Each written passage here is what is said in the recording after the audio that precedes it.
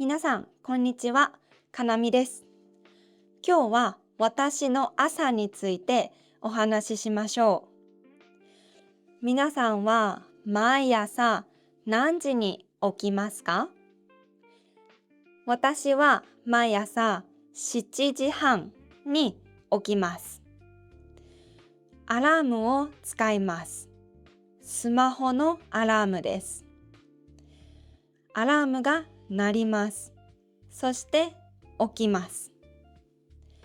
まずスマホを見ます。大事なメールを見ます。メッセージも見ます。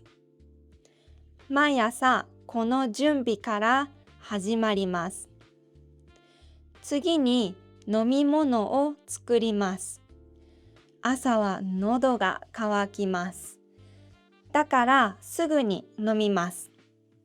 私はお茶が好きです。毎朝お茶を飲みます。温かいお茶はとてもいいです。時々水も飲みます。水も体にいいですね。朝の一杯はとても大切です。皆さんは朝何を飲みますか？コーヒーですか？お茶ですか？次に準備をします。化粧をします。髪もきれいにします。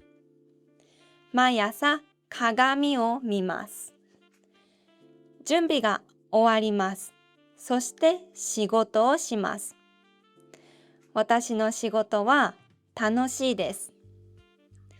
準備が終わったら気持ちがいいです。9時にレッスンがあります。私は日本語を教えています。学生さんと話します。そして日本語を教えます。11時にメールを見ます。学生さんのメールを見ます。先生のメッセージも見ます。返事を書きます。日本語の先生の仕事は忙しいです。でもとても好きです。12時ごろ昼ご飯を作ります。料理が好きです。昼ご飯を作って食べます。これが私の平日の朝です。週末は違います。週末は8時か9時に起きます。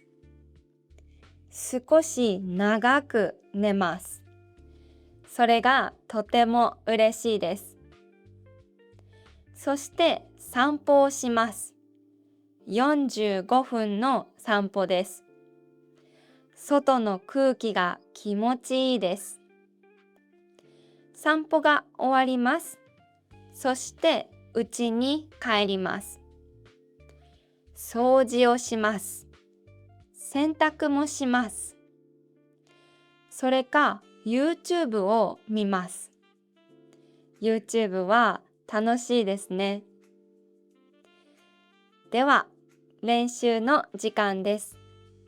日本語で答えてください。質問です。あなたは何時に起きますか？そして朝一番最初に何をしますか？コメントで教えてください。例えば、私は7時に起きます。まずコーヒーを飲みます。何でもいいです。頑張ってください。今日は私の朝についてお話ししました。どのくらいわかりましたか？もっと日本語を話したいですか？リスニングの練習はとても大切です。でも先生と勉強することも大切です。私はジャパデミーで日本語を教えています。700人以上の学生さんが私たちと勉強しました。クラスは小さいです。最大8人です。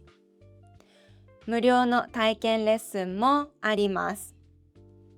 下のリンクを見てください。クラスでお会いできることを楽しみにしています。また次の動画でお会いしましょう。ありがとうございました。Thank you for listening. If you want to learn Japanese with the help of native Japanese teachers, please visit japademy.com. Otherwise, keep practicing your Japanese listening skills with our podcast. See you next time. またね